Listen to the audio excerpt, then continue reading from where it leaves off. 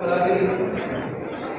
سرکاری سرجن کا واقعہ جب دربار ولید میں میرے مولا حسین علیہ السلام کو بلایا. ولید جو مدینے کا گورنر تھا وہ یزید کا عادی تھا. تمام احباب ہوتے ہیں. میں نے لمحہ بھی ضائع نہیں کیا, میں نے ڈائریکٹ اپنی بات شروع کی. دربار ولید میں امام حسین علیہ السلام کو بلایا گیا, اور جب درباریوں کو پتہ چلا کہ امام تشریف لا رہے ہیں تو انہوں نے آپس میں دو منصوبے کیے. ان کا پہلا منصوبہ یہ تھا کہ جب حسین علیہ السلام دربار میں تشریف لائیں تو کوئی حسین علیہ السلام کے احترام میں کھڑے نہیں. اور ان کا دوسرا منصوبہ یہ تھا کہ دربان جو دروازے پہ کھڑے تھے ان کو بالخصوص حکم کر دیا گیا کہ تم نے حسین علیہ السلام کے احترام میں دروازے سے پردہ نہیں ہٹانا. حسین خود پردہ اٹھائیں گے, توجہ رکھیے گا, حسین اس کے نیچے سے گردن جھکا کے گزریں گے تو حسین کا سر ہمارے سامنے خود ہی جھک جائے گا. ایک پردہ نہیں ہٹانا اور دوسرا کوئی حسین علیہ السلام کے احترام میں کھڑا نہیں. جملہ کہہ کے آپ کی توجہ کا اندازہ لگاتے ہیں, پھر دیکھیں گے کہ کتنی دیر ہم کا وقت ہے. تاریخ کہتی ہے کہ دونوں منصوبے تیار تھے درباریوں کے, لیکن روایت روبے امامت کہ جب شمس امامت افق کے دروازے پہ طلوع تو امام وہ ہوتا ہے جسے حالت حال کی پہلے سے آ رہی ہو. میرے امام پردے کے اس جانب کھڑے تھے. میرے امام کو جب اندر کے حالات کا پتہ چلا تو علی کے لال نے کچھ نہیں کیا. میرے امام نے بس پلک جھپکی, ہوا کا جھونکا آیا, پردہ اڑا کے لے گیا. میرے امام اندر تشریف لے گئے اور باپ کے دشمن کے دربار میں میرے امام نے پہلا قدم رکھتے ساتھ صاحب تخت کی آنکھ میں آنکھ ڈال کے فرمایا, او بدبخت, تو نے دیکھ لیا تیرے دربار میں یہ پردہ تیری رعایا نے نہیں اٹھایا, ہماری رعایا نے اٹھا دیا. تیری رعایا نے نہیں اٹھایا, ہماری رعایا نے اٹھا. تاریخ کہتی ہے میرے امام کے جملے کچھ اس طرح سے ادا ہوئے کہ تخت والی مسند سے میرے مولا کے احترام میں سب سے پہلے وہ اٹھا جس نے باقیوں کو بیٹھنے لگا. اب جب وہ اٹھا تو تمام درباری بھی کھڑے. اب جب تمام درباری کھڑے ہوئے تو میرے امام نے دربار میں چلنا شروع کیا. اب میرے مولا نے پہلا قدم اٹھایا, دوسرا قدم اٹھایا, تیسرا قدم اٹھایا, چوتھا قدم اٹھایا. اب میرے مولا دربار میں چلتے جا رہے ہیں اور دائیں سے آواز آ رہی ہے سرکار میرا سلام, بائیں سے آواز آ رہی ہے سرکار میرا سلام, آگے سے آواز آ رہی ہے سرکار. دربار ہے باپ کے دشمن کا, دربار ہے امام, تھوڑا تھوڑا میرے ساتھ بولتے آئیے گا, دربار ہے امام حسین علیہ السلام کے دشمنوں کا, اور اس میں میرے امام چل رہے ہیں. اور کہیں سے آواز آ رہی ہے سرکار یہاں بیٹھے, کہیں سے آواز آ رہی ہے سرکار یہاں بیٹھے, کہیں سے آواز آ رہی ہے سرکار یہاں بیٹھے, کہیں سے آواز آ رہی ہے سرکار یہاں بیٹھے. تاریخ کہتی ہے پنجتن کا غرور بن کے تمام درباریوں کے سلاموں سے بے نیاز ہو کر میرے امام چلتے چلتے ولید کے تخت کے سامنے آئے اور اس کی آنکھوں میں آنکھیں ڈال کے فرماتے ہیں, بتا مجھے بلایا کیوں؟ جو صاحب تخت تھا اس نے ہاتھ باندھ کے کہا سرکار باقی باتیں بعد میں کریں گے, پہلے میرے تخت پہ تشریف رکھے.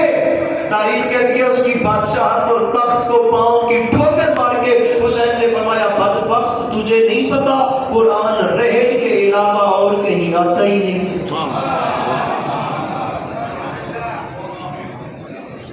قرآن رہٹ کے علاوہ اور کہیں آتا ہی نہیں.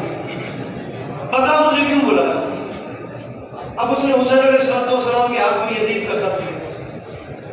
اب یزید کا خط امام حسین علیہ السلام کے ہاتھ میں آیا جس کے اوپر وہ تمام شرائط لکھی ہوئی تھی کہ حسین علیہ السلام ان تمام چیزوں کو قبول کرے, ان تمام چیزوں کو مان کر یزید کی بیعت کرے. اب میرے مولا نے جواب دینا تو مناسب ہی نہیں سمجھا کہ وہ الفاظ ہی ایسے نہیں تھے, خط ہی یزید کا تھا. درخت پر گردن راوی تاریخ کہتی ہے میرے مولا نے یزید کا خط زمین پہ پھینکا اور جواب دیے بنا دربار سے جانے کا سوچا. ابھی چند قدم نہیں بڑھائے تھے کہ پیچھے سے ولید نے آواز دی, سرکار آپ تو بڑے باپ کے بیٹے, آپ تو دربار سے جا رہے ہیں, لیکن یزید مجھ سے پوچھے گا کہ حسین نے خط کا کیا جواب دیا تو میں اسے کیا کہوں گا, یا میں اسے کیا جواب دوں گا کہ حسین نے بیعت کا کیا جواب دیا. یزید کی شرط ہے, اس نے کہا ہے یا بیعت یا جنگ, تو مولا آپ کیا کہیں؟ آپ گھر سے چل کر کربلا تک جا رہے ہیں اور محسوس نہ کیجیے گا, میری بات اس بندے سے ہے جسے یقین ہے کہ میرے گھر کا چولہا امام حسین علیہ السلام کی نالین کے صدقے میں روشن ہوتا ہے. جسے نہیں یقین میں اسے بولنے کی تکلیف بھی نہیں دوں گا. میں دوسرا مثال آپ کے سامنے رکھ رہا ہوں, مولا جواب کیا دیں گے؟ تاریخ کہتی ہے اس کی آنکھ میں آنکھ ڈال کے حسین فرماتے ہیں, ولید تو ایک یزید کی بات کرتا ہے, حسین کا اعلان ہے, لکھو یہ سارے یزیدیوں کو حسین گھر سے نکل رہا ہے. اسے لکھو کہ ہمارے حر کا ضمیر کروٹ بدل رہا ہے.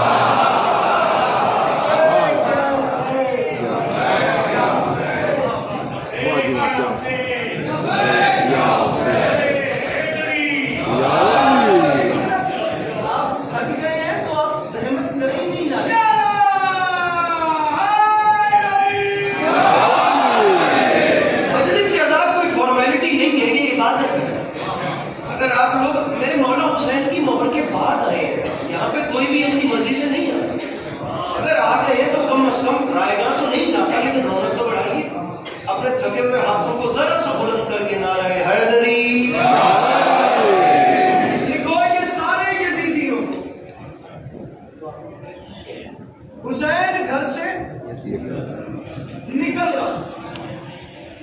اسے لکھو کہ ہمارے حر کا ضمیر کروٹ بدل رہا ہے. چوتھے مصرے میں داد نہیں چاہیے, صرف آپ کے چہروں پہ اطمینان اور مسکراہٹ چاہیے. میرے مولا کا جملہ ہے, لکھو یہ سارے یزیدیوں کو حسین گھر سے نکل رہا ہے. اسے لکھو کہ ہمارے حر کا ضمیر کروٹ بدل رہا ہے. علی کے لال نے فرمایا ولید یزید کو لکھ, حسین کا اعلان ہے نئی صبح کا یقین لے کر ہر ایک غنچہ مچل رہا ہے. یزیدیت کا وجود اب سے ازل کی لعنت میں ڈھل رہا ہے.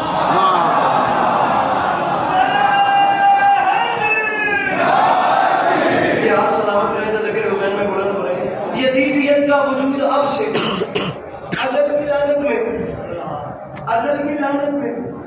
میں چھٹے مصرے میں ایک وعدہ آپ کو سنا رہا ہوں. آپ لوگوں نے یہ تمام سفر آپ لوگ کر رہے ہیں ماشاءاللہ, دنیا کے پتہ نہیں کس کس کونے سے اٹھ کر آپ لوگ یہاں تک آ گئے. جناب مولانا یقیناً وعدہ امام حسین علیہ السلام کا ہے تو کیسے پورا نہیں ہوگا, لیکن آپ نے اس کا رنگ دیکھ رہے ہیں. چھٹے مصرے میں مجمع کی جانب اپنی نظریں رکھتی ہیں اور آپ نے دیکھ رہے ہیں سرکار کی وعدہ پورا ہوا کیسے. میرے امام نے ایک بات 1400 سال پہلے صرف لا یبایع مثلی مثلی, اس ایک بات کو پورا ہو کر یزیدیت کا وجود اب سے ازل کی لعنت. محسوس نہ کیجیے گا, میں مان نہیں سکتا کہ وہ بندہ کربلا کو جا رہا ہے جو چھٹا مسئلہ سمجھنے کے بعد بھی اپنا ہاتھ اٹھا کے میرے مولا کو سلام نہیں کر سکتا. ازل کی لعنت میں ڈھل رہا ہے. ولید لکھ یزید کو, حسین کا اعلان ہے اور یزید بنا رہے گا نشان عبرت. میں شکل ایسی بگاڑ دوں گا, وہ بات بیعت کی کر رہا ہے, میں اس کی نسلیں اجاڑ دوں.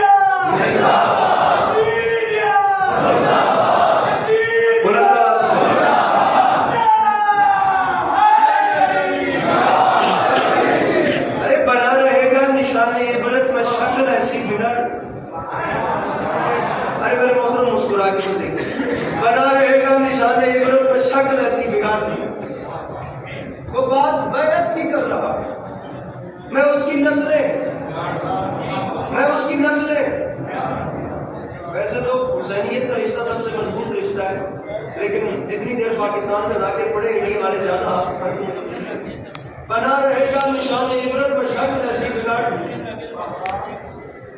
اب ولید آگے بڑھا اور اسے آگے بڑھنے کا حسین رات کی تاریخی پتہ بھی کسی کو نہیں چلے گا. سامعین گرامی میں بالکل طالب علمانہ گفتگو کروں گا, بنتا ہی نہیں کہ میں جناب مولانا کے بعد آگے کچھ چھوڑوں, لیکن اب ترتیب ایسی ہے کہ میری حاضری اگر لگ رہی ہے تو میری بالکل طالب علمانہ گفتگو ہے, مجھے اس ٹریک سے ہٹ نہیں. حسین میں سے ہاتھ حضور بات کا تعلق بات سے ہے. میں ایک جملہ گوش گزار کروں جناب کہ آپ نے صرف اس کی گہرائی دیکھنی ہے میرے محترم, اور دیکھنا ہے کہ کیا یہ سبق قابل غور یا قابل دعا ہے کہ نہیں. حسین ایسے ہاتھ پہ ہاتھ رکھے کیا ہو جاتا ہے کسی کو پتہ بھی نہیں چلے گا, اور جنگ وطن چھوڑنا تمام چیزیں بچ بھی جائیں گی. باپ کے دشمن کے دربار میں باپ کے دشمن کی آنکھ میں آنکھ ڈال کے علی کے لال نے فرمایا او بدبخت مجھے کہتا ہے اس کی بیعت کروں, ارے تجھے کیا پتا کہ یہ ہاتھ کیا ہے.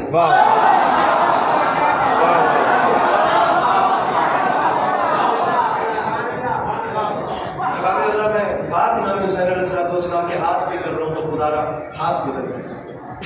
تجھے کیا پتا کہ یہ ہاتھ کیا؟ حضور کہا.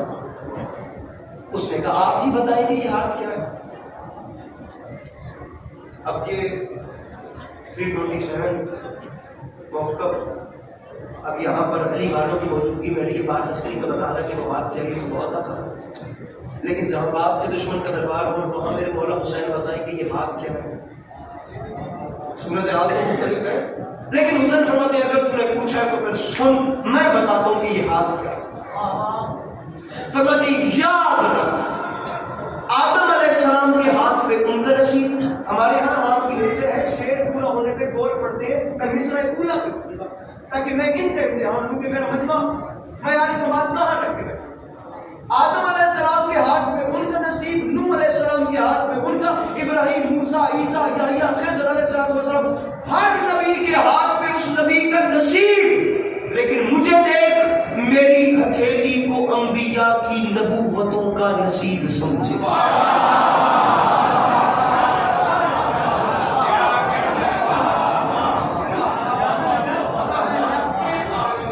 یہ سارے لانا کی دعوت ہوتی ہے لیکن اسے چیز داری نہیں بڑھتی. میری ہتھیلی کو انبیاء کی نبوتوں کا حضور نصیب سمجھے. حوصلہ بڑھایا ہے تو مزید بڑھائیے گا. اب چوتھے مصرے تک میری بات, میں نے پہلے کہا کہ بعض امام حسین کے ہاتھ پہ ہوئے گے. اس نے کہا آپ بتائیں کہ یہ ہاتھ کیا ہے. ہاتھ بلند کیا, فرمایا تمام درباری دیکھو اور سنو, جانو کہ یہ ہاتھ کیا ہے. میری ہتھیلی کو انبیاء کی نبوتوں کا نصیب سمجھے, میری طبیعت کی سلطنت کو نبی کے بالکل قریب سمجھے. حسین فرماتے سوارے دوش رسول کیا ہے, رسول جیسا خطیب سمجھے. مجھے تو آدم سمجھ نہ پائے, یزید کیا بد نصیب سے.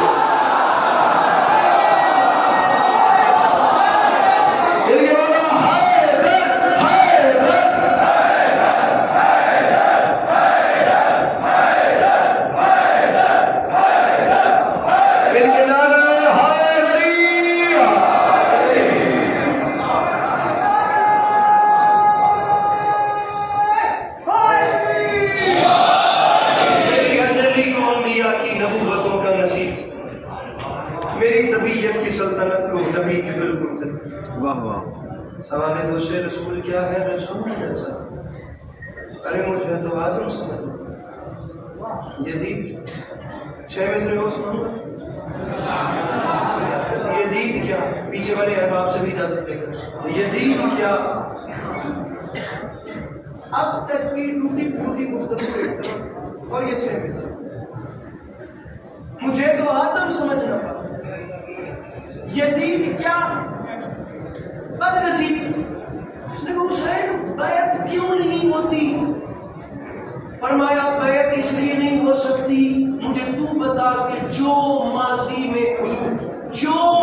میں گزر فلسفہ بیعت تاریخ کربلا کا سب سے پراسرار ترین مضمون ہے.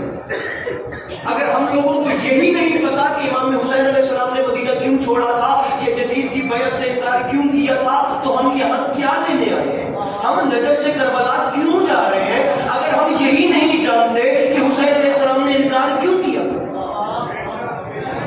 سب سے پہلے چھوٹا سا سوال شیعہ, میں خود حسین سے گزر رہا ہوں یار, کیا جاتا ہے شیعہ بچے سے سب سے پہلے کہ امام حسین علیہ السلام نے انکار کیوں کیا. یہ صرف بیعت نہیں تھی, یہ پورا پرچہ تھا جس میں پتہ نہیں کیا کیا. شاید میں بات نہیں کرنا چاہ رہا, میں شعر پڑھنا چاہ رہا ہوں, لیکن نیچے علماء بیٹھے ہیں, لیکن میں ان سے اجازت لے کر صرف آدھا منٹ اب کروں گا. آپ جانتے ہیں کیا کیا شرائط دین اسلام میں کیا کیا چینجز تھی جن کے بعد حسین علیہ السلام کو کہا جا رہا تھا کہ ان چیزوں کو فالو کر کے یزید کی بیعت کریں. آپ کے ہندوستان سے بر صغیر پاک و ہند کی سب سے علمی شخصیت علامہ علی نقوی علی ڈے کا موقع, موچی دروازہ ہمارے اندرون لاہور میں یوم حسین کے موقع پر, اس کا عنوان ہی یہ تھا, ٹائٹل ہی یہ تھا, اگر کربلا نہ ہوتی تو کیا ہوتا.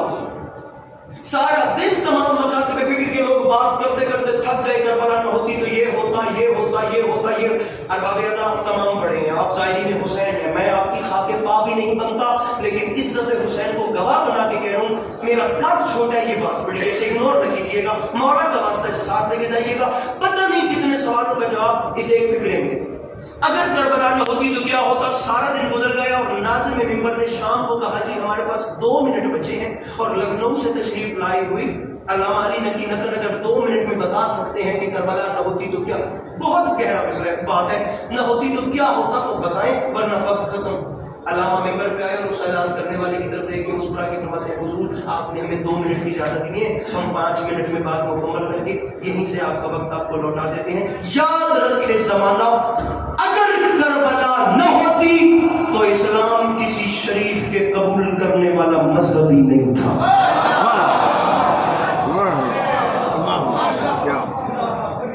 کیا واہ واہ کیا بہت بڑی بات ہے. میں 1 سے 1.5 منٹ میں سمجھتا حسین بیعت کیوں نہیں کرتے؟ حسین فرماتے ہیں بیعت ہو ہی نہیں سکتی، وہ اس لیے کیونکہ جو ماضی میں ہو چکا وہ بدلا نہیں جا سکتا.